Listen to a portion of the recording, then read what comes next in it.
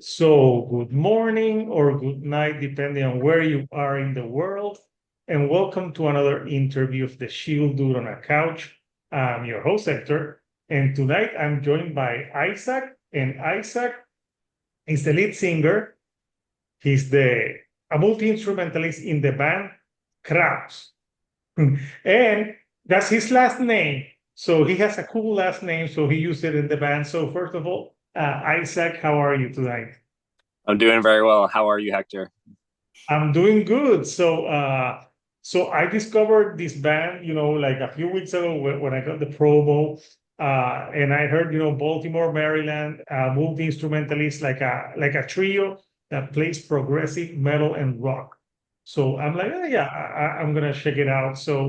And the band is fairly a new band. So you have 4 years as a band, and you decided to start in 2020, right in the pandemic. You decided to this project. So yeah, tell me a little bit about the history of the band.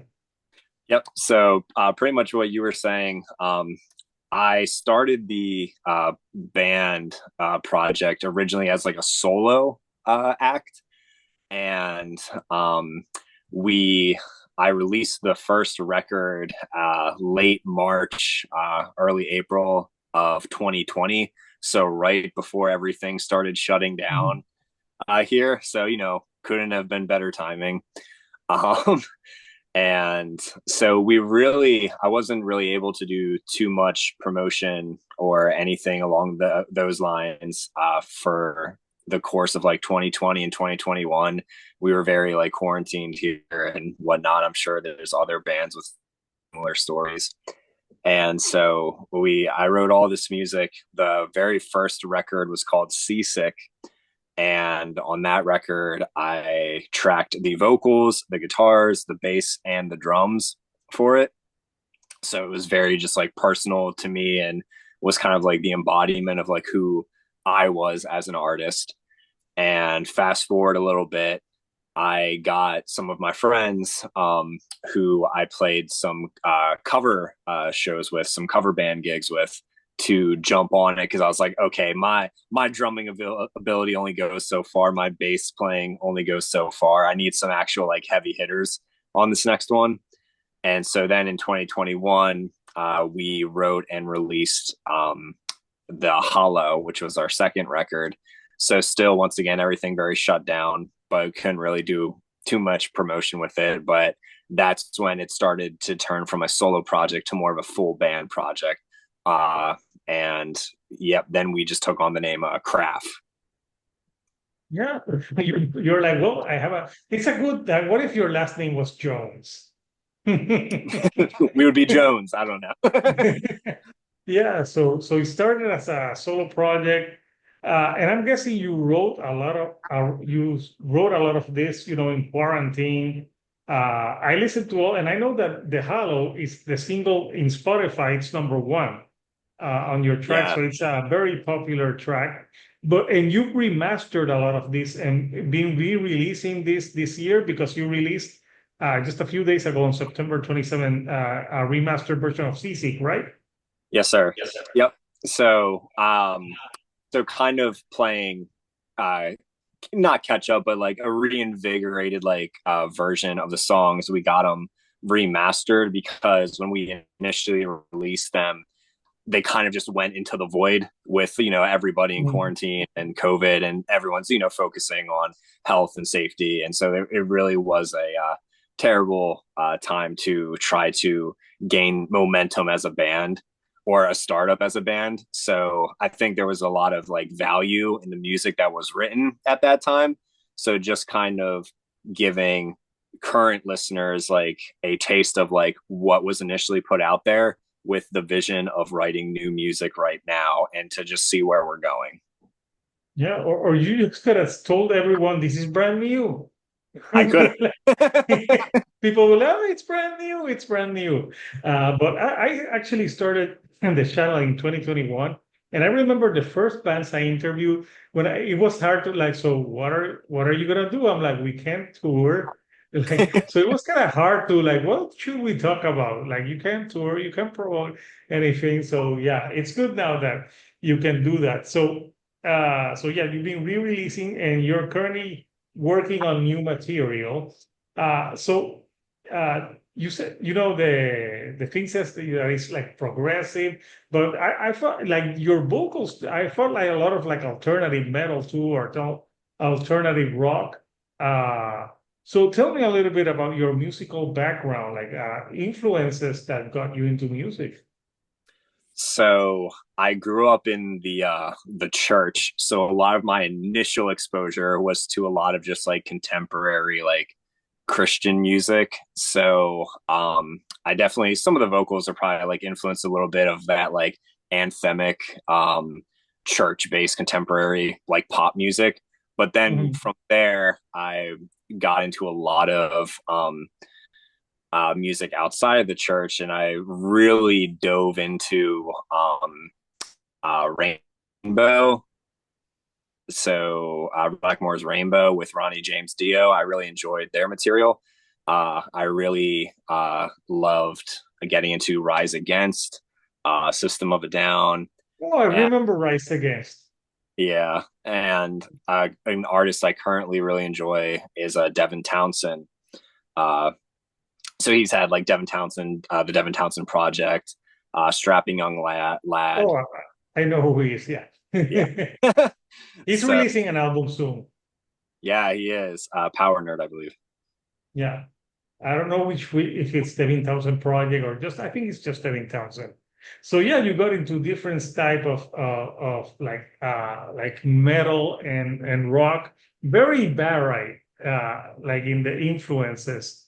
And the singing, like any particular like singers influence you? Um, I would have to say, just hinting back, I really like Ronnie James Dio's vocals. I can't touch him, but he's his vocals are great. Of course, Devin Townsend vocals. The singer from Rise Against, his name is Tim McElrath, and I really like a guy named Brian from the Gaslight Anthem. If you've listened to them at all, he's got some. I think so. I think the name seems familiar. Yeah, so those Yeah. are the bands I are like really like listening to, and so I gravitate to those vocalists. Okay. So so right now, so you're working on music, like what's the direction that you're thinking of like taking the band? So it's definitely moving in a heavier direction. So kind of what you were saying, the alternative rock, but more of like more metal, some a little bit more dirty vocals or distorted vocals, but still bringing in that clean vocal element because I really like that sound of like it's almost like pop disguised as metal. So Okay. that's kind of that's more so where I like my music. I like really heavy sections of songs, and then I like really like clean, atmospheric like vocals almost. Okay. So yeah, no, like I know what you're like what you're saying. So uh from the songs that you've written so far, like do you have like what's a song if someone who's never heard of Krapf, what would be like the song that you say like, yeah, this song really encapsulates the sound of the band? I would probably say I would listen to a song called "Descent" or "The Hollow," which you mentioned earlier, because it gives a little bit of like some some very slight screamy vocals in there, but it's a lot of like clean vocal singing and distorted guitars with some like clean chordal guitar parts as well. Yeah, no, the cool song. So when you're writing songs, like what's your process for songwriting usually in lyrics? So it's funny because lyrics are usually the last thing that I write in the whole process. And the first thing that I write is the guitar parts. So I'm the lead singer and one of the guitar players in the band. So I'll typically just come up with a riff that I'm feeling or really liking, and I'll lay the outlying structure of what I think would make a good song. So guitars always go down first for the most part, and then we build off of that, whether it's drums or bass. and then kind of the icing on top is the other guitar work that will be complementing the bass, drums, and other guitar that's already laid out. Interesting. And would you say, your church background influences your lyrics to this day? I would That say, upbringing? Yeah. Yeah, yeah, I because would. when I was listening to the songs, I hear there's no foul language. Uh, and so now it makes sense. So like, what usually are like the themes that you like to touch upon in your lyrics? I would theme wise for the most part. I like they're very vague because I want people to kind of give their own meaning to them. So they're personal to me, but I know a lot of the times when people are listening to a song, unless it's very obvious lyrically, people give their own meaning to it and they kind of just take what they want. So that's kind of like how I approach my writing. So it's personal to me, but it could mean something to somebody else. But for the most part, it's definitely more about just life, love, and just like hope, like hopeful overtones and undertones. Plus, in the time that you wrote most of this music, you're probably like looking for music to uplift people with all the trying times that everyone was going through. Yeah, for sure. I would say that's fair. Yeah. So I want to show the page for you. So for people that want to, like follow the band. So here is the website. So yeah, it's a pretty cool website. You can see there's the band playing. Uh, so if you want to know more about them, here's the story about them. Uh, you get the discography for the short period that you be a band. You have a few, you have a few records and EPs, right? Because I heard a lot of stuff of the music that you have. So yeah, in a pretty short time, you've been very active. Here's the media, photos, audio, videos. If people want to see more of the music videos, like any video for you that is the favorite that you've done so far? So they're all kind of just like short snippets of like all the music we have, because especially the way that we consume media and there's so Mhm. many bands, so much content out there. They're all kind of like, hey, if I can get you in 30 seconds, if you like something in 30 seconds, then I'll bring you in and hopefully you'll check out more of the music that we got going on. Because I know a lot of us are like doom scrolling all the time. It's like, what's next? What's next? What's next? Oh yeah, yeah. We live in a time that it's scrolling fast. Not in the 90s, but now Yeah, yes. absolutely. And you have the tour dates here. This already happened, so because I saw that you played a few shows. Yep. Uh, No tour right now, but we're gonna have no some more tour right now. up soon. And you have the store here. So yeah, you got a pretty cool website, with everything. If people want to buy here, you have the T-shirt. So when you guys, was there any discussion that the name would be your last name, or does anyone say like, why are we using your last name? Yeah, they try to fight me on it all the time. That's a joke. They don't, but because I was the one that kind of like started the project. Yeah. It's definitely more like my vision. But I've known the guys for a while, and we all get along, and they're all on board with the vision and where we're going uh, toward. So that's just kind of what we stuck with. Yeah. No, plus, like I said earlier, it's a cool last name. So if it wasn't a cool last name, it would have worked. But having a Jones. cool last, yes, that would not work at all.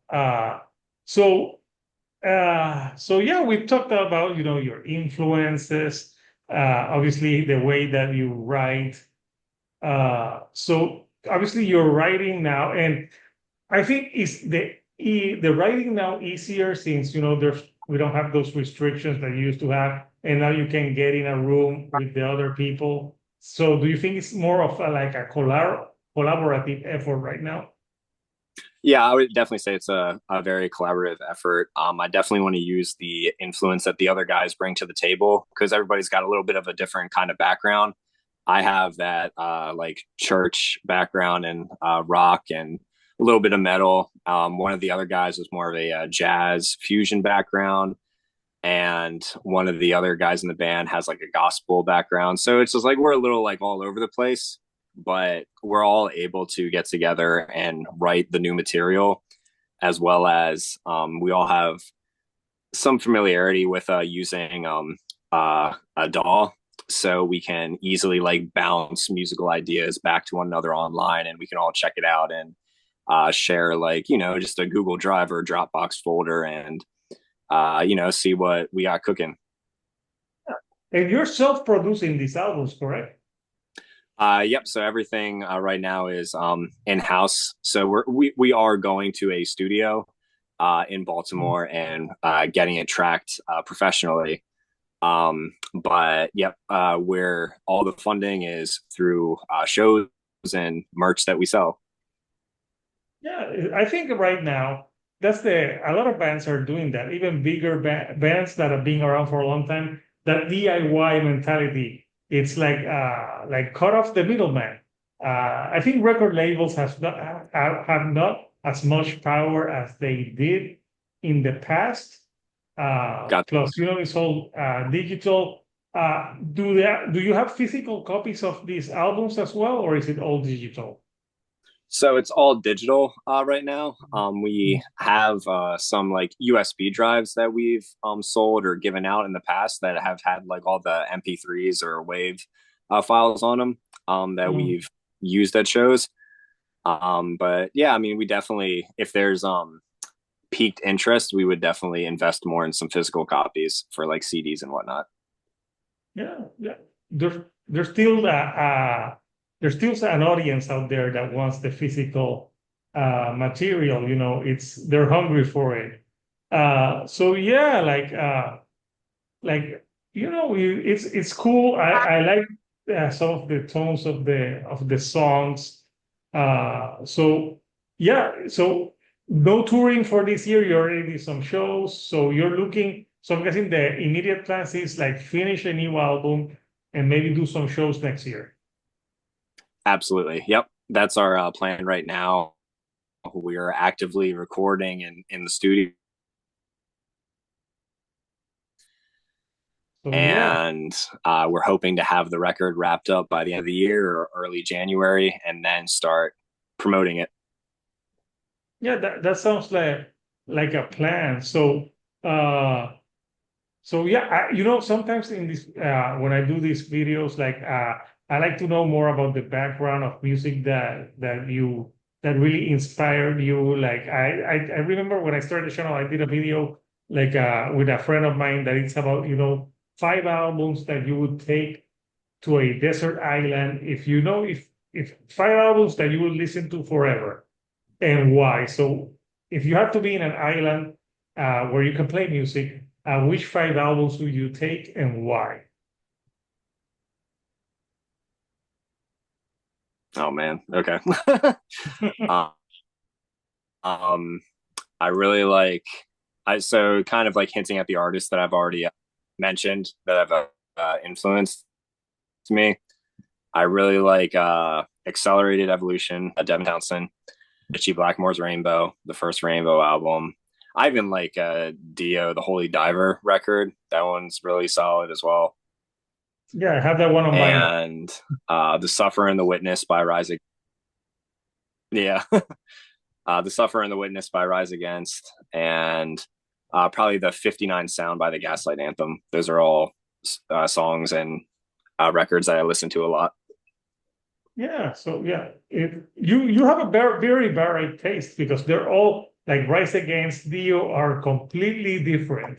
But yeah, it's good that you have that background. So Yeah, I'll post the link for the band page so people who want to know more about the band can get into. So yeah, anything you would like to say to the people before we go, Isaac?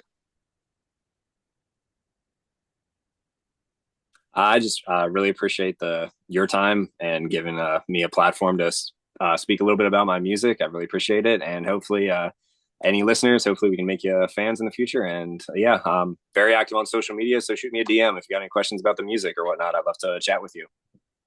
Yeah, I see you're pretty active on Instagram.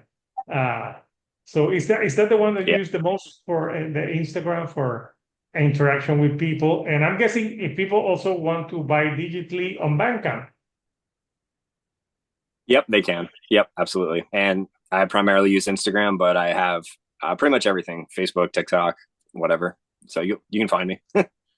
Awesome. So Isaac, I want to thank you for taking some time of your night to chat with me about your band and about the music that you love and stuff. So people, Krapf is, the music is out now digitally. So if you want to listen to it, and also they're working on new music. So be on the lookout for new music in 2025. So until next time, Couchers, this is Hector, the shield dude on a couch, and I'll see you all right here on the couch. Thank you and goodbye.